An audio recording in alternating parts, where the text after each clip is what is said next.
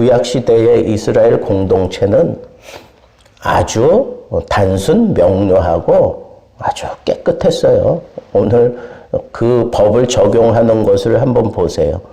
한번 보시면 참 합리적이다.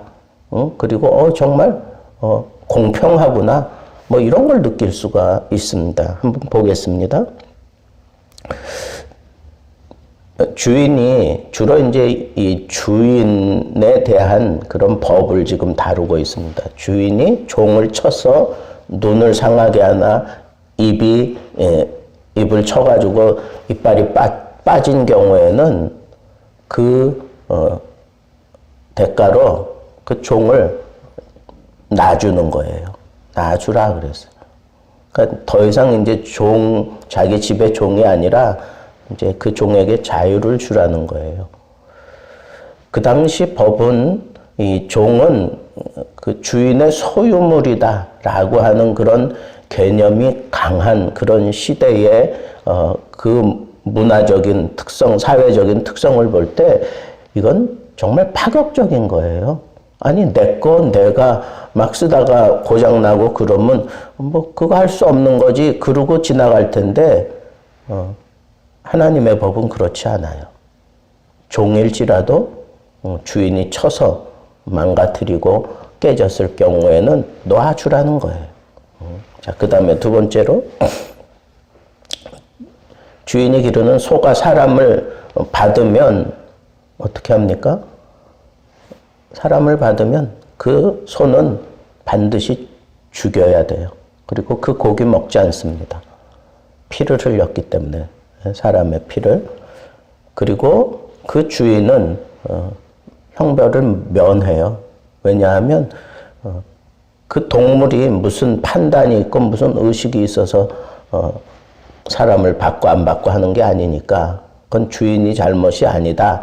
그렇게 결정을 하는 거죠. 그런데 이 소가 이렇게 본래 받는 버릇이 있는 소는 그 주인이 그 소를 잘 단속해야 돼요.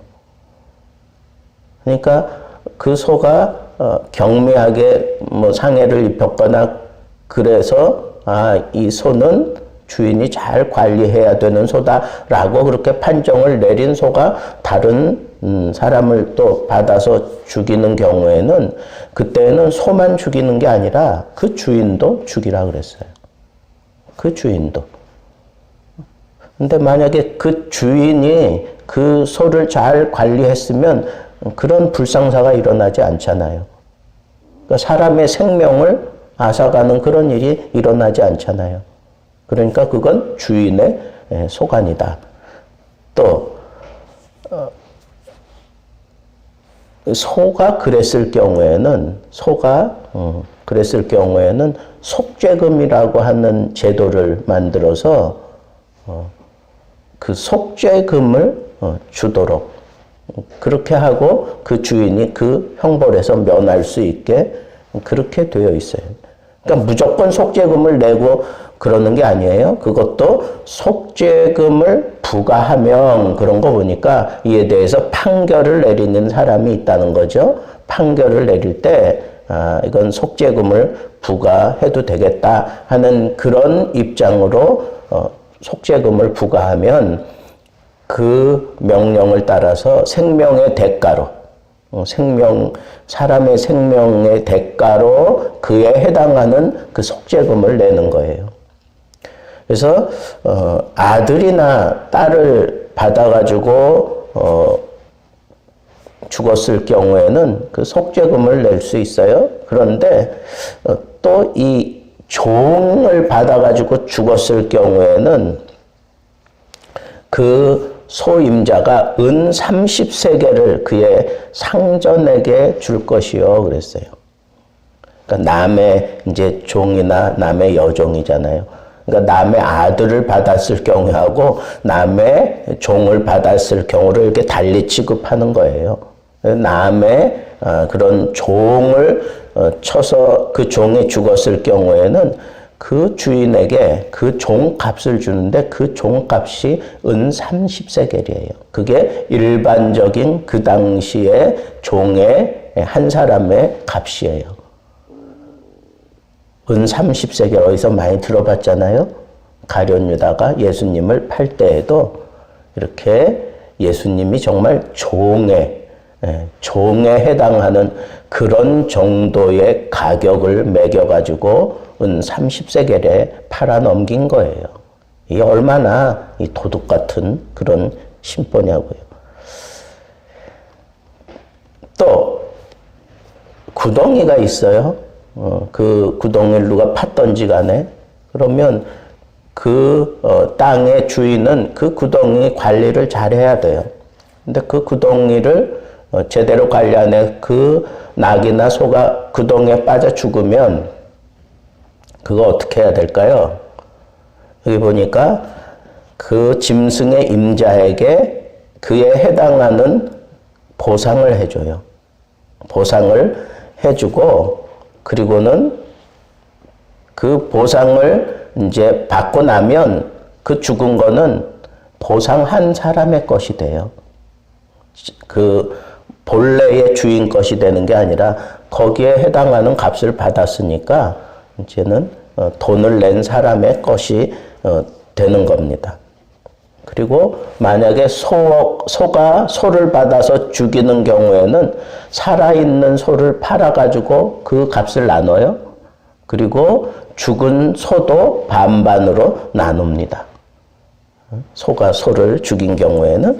그 다음에 그 소가 이제 본래 받는 버릇이 있는 줄 알고도 임자가 단속하지 않아서 그 소가 소를 죽였을 경우에는 죽은 것을 그가 차지하고 그 값을 죽은 사람의 임자에게 돈을 주게 되어 있어요.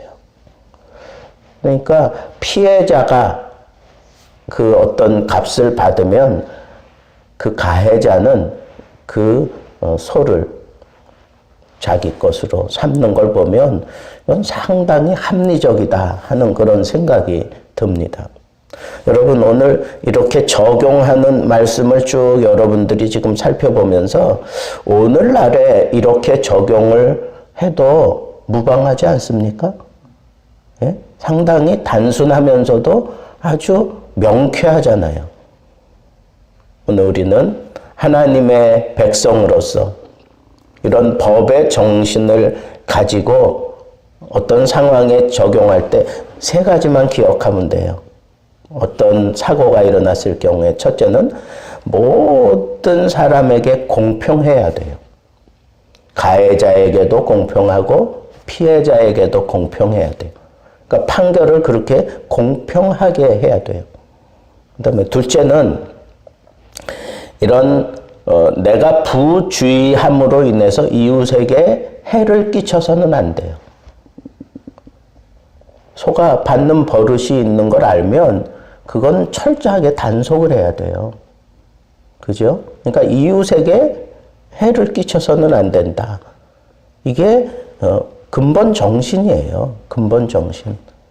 그러니까 선진국일수록 이웃을 배려하는 거잖아요. 그죠? 여러분, 이웃을 생각할 수 있는 사람이 그게 선진 의식을 가진 사람이에요. 법은 나를 위한 것보다는 함께 나와 이웃을 함께 행복하게 그리고 공평하게 다루어야 되는 거예요. 그리고 마지막 세 번째는 내가 부주의해서 이웃에게 그런 해를 끼쳤을 경우는 그에 따르는 형벌과 그리고 보상을 반드시 해줘야 된다는 거예요. 그게 법의 정신이에요. 그러니까 보상금을 주는 걸 아까워해서는 안 돼요.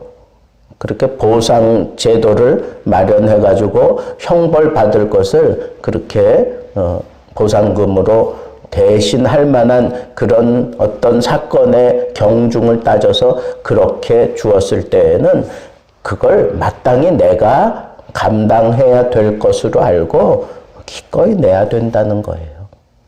오늘도 우리가 이 하루를 사는 동안에 정말 하나님의 사람으로서 세상 사람들과 견주어도 뒤지지 않고 오히려 그 사람들을 하나님의 법 정신에 따라 잘 대우해 줄 수 있는, 그래서 화평을 추구할 수 있는 귀한 삶을 살게 되기를 우리 주님의 이름으로 축복합니다.